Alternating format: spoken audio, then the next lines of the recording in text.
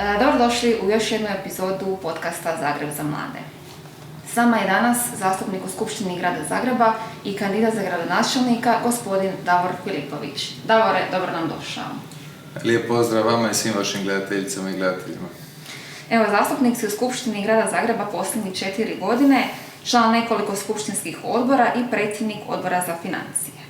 Pa evo, navedi nam nekoliko najvažnijih projekata za građane i građanke Grada Zagreba koje ste ostvarili. Što se tiče projekata, ajmo tako reći, od velikih projekata, više puta sam već navodio Remetinečki rotor. Svi znamo da je taj projekt financiran s 320 milijuna kuna bespovratnih sredstava Europske unije, a to je bio amandman Hrvatske demokratske zajednice na proračun Grada Zagreba još 2017. godine. Tako da jako mi je drago da je taj projekt realiziran uz potporu Vlade Republike Hrvatske i naravno drago mi je da je to sve financirano novcima Europske unije. Osobno sam sa skupštinske govornice sugerirao gradskim upravnim tijelima kako se prijaviti na određene natječaje koji se odnose na EU fondove, pa sam tako sugerirao da se prijave i za kupnju novih autobusa ZET-a. ZET je to napravio, nabavljena su 44 autobusa, financirani su sa 100 milijuna kuna, prema tome drago mi je da se to realiziralo. Imate sada primjerice rekonstrukciju mosta Mladosti, ta rekonstrukcija će biti gotova negdje sredinom ove godine. To je isto tako projekt Hrvatske demokratske zajednice od oko 80 milijuna kuna. Ono na čemu smo cijelo vrijeme inzistirali, za što smo se borili, je izgradnja osnovne škole Bukovac. Ta škola će sad biti izgrađena, srušit će se postojeća, gradit će se nova i to će isto biti financirano novcima Europske unije iz ovog paketa od 683 milijuna eura koji su došli iz Fonda solidarnosti. Prema tome, to su neki projekti za koje smo se zalagali, koji su u realizaciji ili su realizirani. A što se tiče nekih mojih osobnih, da tako kažem, projekata, cijelo vrijeme sam se protekle 4 godine zalagao za uvođenje sustava nagrađivanja u gradsku upravu i u gradska poduzeća. Međutim, nisam dobio nekakvu potporu niti od naših projektnih partnera, a niti od bilo koga iz opozicije. Oni se kunu u to da uvijek bi podržali sve dobre prijedloge, što je na primjeru nagrađivanja izostalo. Mislim da treba omogućiti najboljima u gradskoj upravi da budu još bolji, da rade, da imaju veću plaću. Jer evo, siguran sam da i vas ocjenjuju vaši gledatelji, mene ocjenjuju moji studenti, prema tome ne vidim zašto se ne bi i gradske zaposlenike ocjenjivalo i zašto to ne bilo povezano s njihovom plaćom. Mislim da bi bili samo dodatno motivirani, da bi pružali bolju i kvalitetniju uslugu našim sugrađanima i da bi svi imali toga koristi. Hvala. Razgovaraš s građanima na terenu i oni ti iznose svoje probleme i daju podršku u kandidaturi. Možeš li nam navesti 3 najveća problema na koja su ti se oni požalili? Znate što, imate situaciju, ovisi od kvarta do kvarta, uvijek su drugačiji problemi. Primjerice, imate dijelova grada gdje još nije riješena niti vodovodna, niti kanalizacijska mreža, primjerice u Brezovici.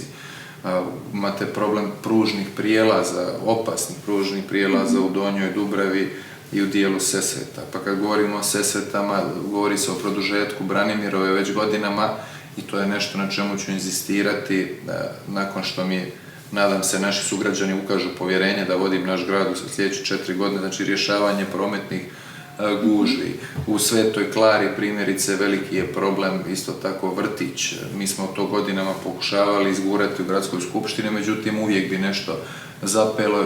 To su, znači, ovisi od kvarta do kvarta su različiti problemi i različiti prioriteti. Na terenu sam stalno, slušam naše sugrađane i zajedno s njima ću te probleme rješavati. Koji će biti tvoji prvi koraci kao gradonačelnik Grada Zagreba? Ono što je jako važno je stabilizirati gradske financije. Odgovorno upravljanje gradskim financijama je condicio sine qua non uopće budućeg razvoja i napretka grada, a naravno i transparentne i uspješne obnove. Protekle 4 godine sam bio jedan od najžešćih kritičara u gradskoj skupštini kada govorimo o gradskim financijama.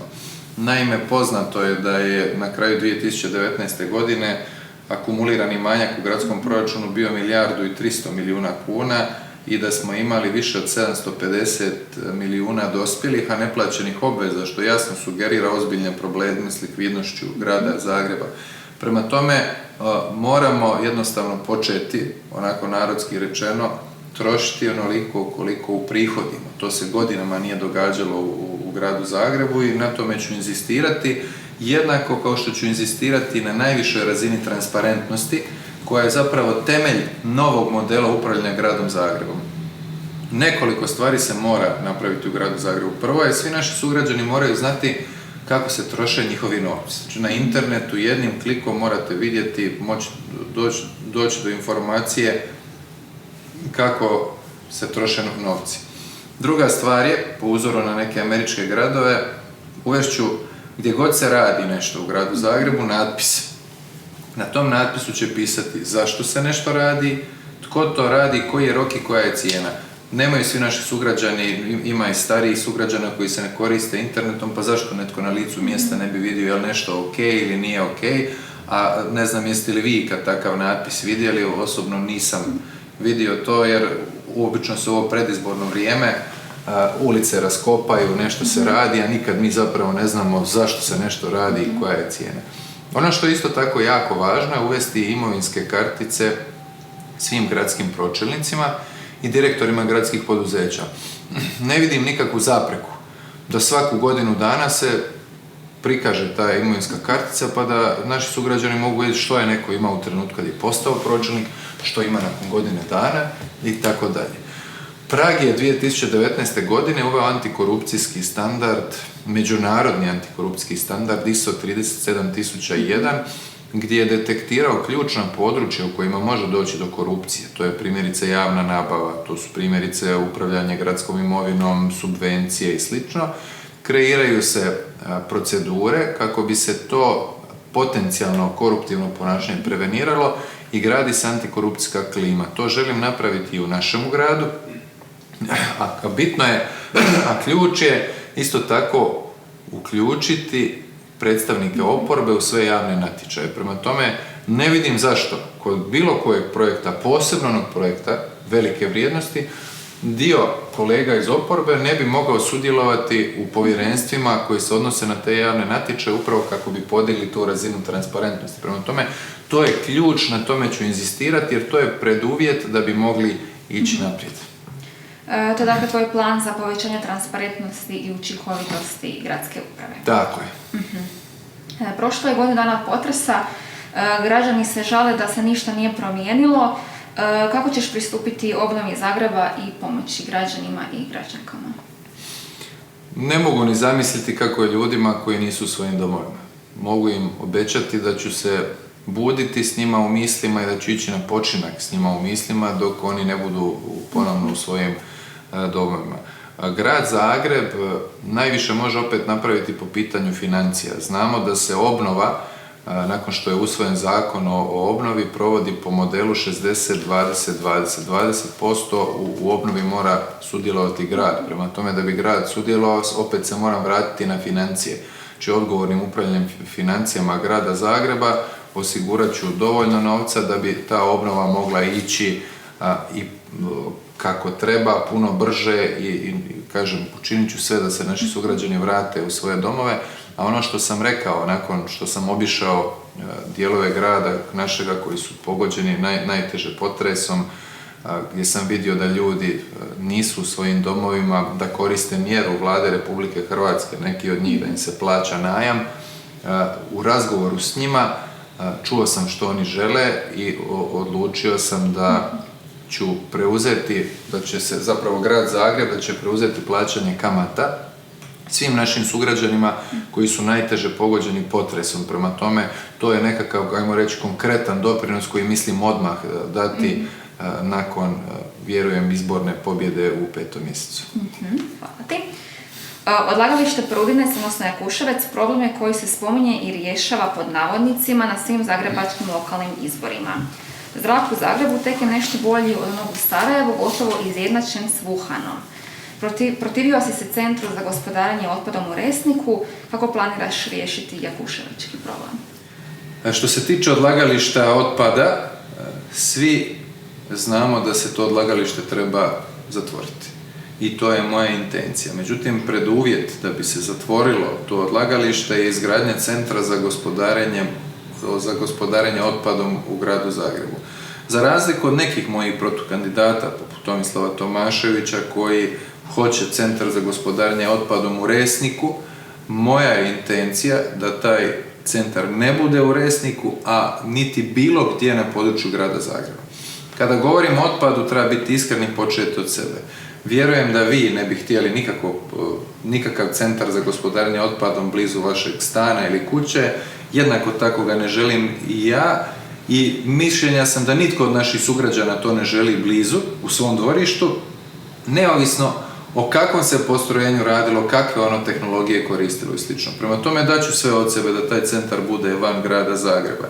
Mi smo do sada imali u gradu Zagrebu projekte poput Sljemenske žičare gdje je vrijednost išla sa 300 milijuna kuna na 750 milijuna kuna. To su stvari koje se više nikad ne smiju događati u našem gradu. Ti projekti na takav način će otići u povijest, više se nikada neće događati, i ako nešto treba platiti skuplje, onda treba plaćati stvari koje će ići na korist svim našim sugrađanima, a ako treba platiti skuplje da taj otpad negdje ide van grada Zagreba, mislim da bi se tu postigao jedan konsenzus, da to niko ne bi dovodio u pitanje, zato što je to na dobrobit svih naših sugrađana. Jer kad nešto ode sa 300 na 750 milijuna kuna, ti novci su mogli imati puno bolju korist, puno jači efekt. Moglo je 450 milijuna otići u obnovu, moglo je otići u nacionalnu dječju bolnicu ili u konačnici u kvalitetniji sustav koji će se odnositi na otpad u gradu Zagrebu. Grad Zagreb ima čak 27 gradskih ureda. Planiraš li smanjiti taj broj? Planiram, o tom sam govorio već nekoliko puta, sjetit ćete se i negdje u rujnu kada sam zapravo upozorio da ako ne dođe do radikalnog zaokreta u upravljanju gradskim financijama, da nam prijeti crna sudbina američkog grada Detroita koji je bankrotirao. Naime, jedan od stavki gdje se mogu napraviti određene uštede jesu i broj gradskih ureda. U New Yorku ima 17 gradskih ureda, a New York je po broju stanovnika 10 puta veći od Zagreba, a mi ovdje imamo 27. Prema tome doći će do smanjenja gradskih ureda, a moram istaknuti da to neće značiti da će ljudi završiti na cesti. Ono što govore neki moji protukandidati, poput Klisovića i Tomaševića, da će rezati glave i tjerati ljude iz gradske uprave i gradskih poduzeća, to se neće dogoditi, zato što ne možete reći da ćete nekoga tjerati, posebno u ovoj krizi, ako niste napravili organizacijsku analizu koja će vam pokazati ima li viška ljudi ili ih na nekim mjestima ima manje. Prema tome, svi ljudi koji su zaposleni u gradskoj upravi mogu mirno čekati rezultate ovih izbora, jer tamo neće biti otpuštanja i tjeranja ljudi na cestu. Ono što planiram napraviti u gradu Zagrebu, kad govorimo o gradskoj upravi, gradskim strukturama i gradskim poduzećima, je uvesti red. A to znači pravi ljudi na pravim mjestima, i svi oni koji su dobri, koji rade svoj posao izvrsno, imat će priliku raditi ga još bolje i za to biti bolje plaćeni. U nekoliko navrata spominjao si nastavak mjere roditelj-odgajatelj i besplatne dječje vrtiće za sve. Kako ćeš to financirati i planiraš li školarcima financirati udžbenike i obrok? Što se tiče mjere roditelj-odgojitelj, već sam više puta govorio da ta mjera ostaje. To je mjera demografske politike u gradu Zagrebu. Jako veliki broj roditelja koristi tu mjeru i ona je dobra i ona treba ostati. Jednako tako mišljenja sam da grad Zagreb na sebe može preuzeti, da tako kažem, tu obvezu da svi imaju besplatan vrtić u gradu Zagrebu. U 2019. 94,7 milijuna kuna je bio iznos koji su roditelji uplatili za vrtiće. Taj iznos se osigura odgovornim upravljanjem gradskim financijama. Povuću jednu paralelu. Imate situaciju u 2019. godini ured koji se bavi imovinom grada Zagreba je imao više od 93 milijuna kuna nepotrebnih troškova koji su se odnosili na izgubljene sporove. Vi ste pravnica pa znate da se može nekad procijeniti kako će određeni spor završiti. Bilo je troškova koji se odnose na nemar, na to da se nisu naplaćivala potraživanja. Zašto? Zato što bi ljudi nestali ili bi umrli i slično. Znači više od 93 milijuna kuna. A evo, mjera koja se odnosi na besplatne vrtiće, ako uzmemo koliko su roditelji uplatili, to se negdje poklapa s tim iznosom koji je bačen u vjetar od strane onih koji su vodili ured za imovinu. Prema tome, tu postoji ogroman prostor da se osigura besplatan vrtić, da se nastavi mjera roditelj-odgojitelj, jer kad se počne upravljati novcima grada Zagreba, kao što bi svaki domaćin trebao upravljati svojim proračunom, znači trošimo onoliko koliko uprihodimo. Svaku kunu, narodski rečeno, okrenemo 2-3 puta prije nego što uložimo. Kad budemo upravljali novcima naših sugrađana kao da je to naš osobni novac, naš kućni budžet, onda će biti prostora za sve ovo što ste vi rekli i uvijek se sve može kad se hoće. I kad se zna kako. Sad ćemo malo o zdravlju. Živimo u jeku pandemije COVID-19. Kako će se Zagreb na čelu s tobom boriti protiv širenja zaraze i hoćemo li se ikad vratiti na onu staru normalnu? Pa mi svi jedva čekamo kad ćemo se vratiti na ono staro normalno. Što se tiče borbe protiv COVID-a, svi trebamo poštovati mjere, truditi se ih barem poštovati i trebamo ići u smjeru cijepljenja.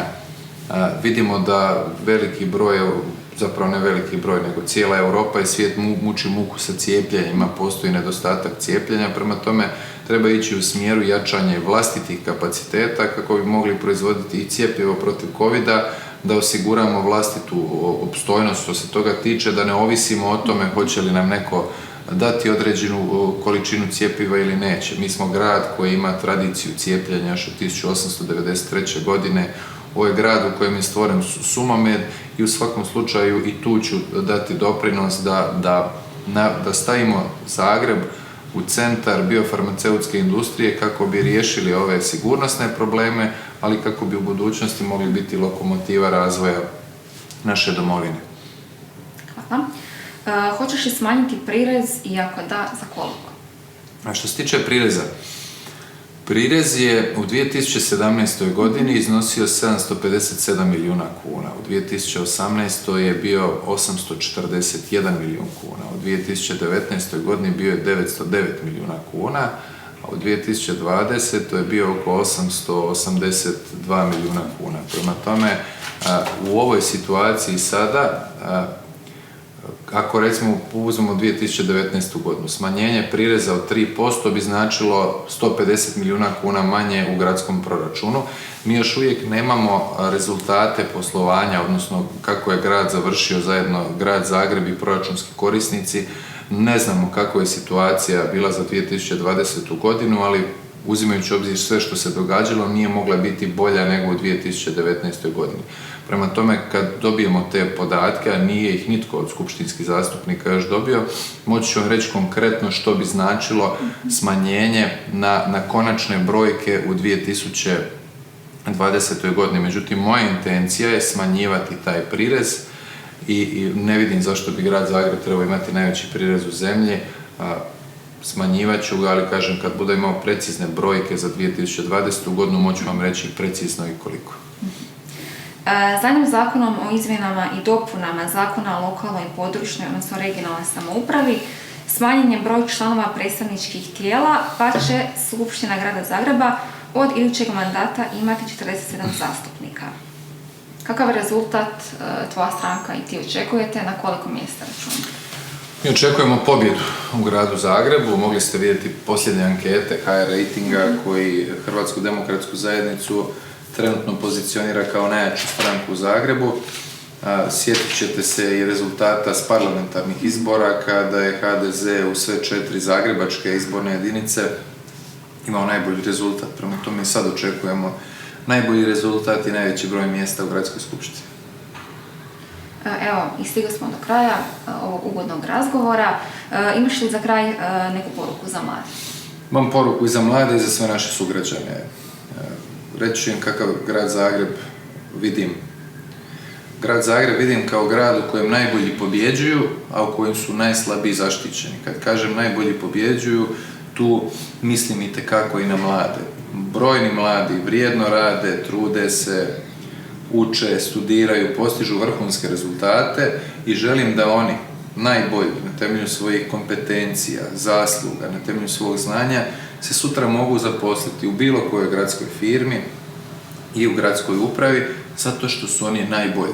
Prema tome, to je moja poruka njima. Sve ono što sam u životu radio sam pošteno, časno, nemam nikakvih mrlja u karijeri, sve što sam postigao je posljedica jednog ogromnog zalaganja i želim da tako i oni, svi koji rade na takav način, koji se bore, koji grizu, da imaju priliku napredovati, raditi i biti sretni u našem gradu. Prema tome, to je moja poruka njima, neka nastave raditi, neka se nastave truditi, neka nastave ulagati u sebe i neka budu najbolji što mogu biti, a učinit ću sve da ta njihova znanja i kompetencije dođu do izražaja u našem gradu.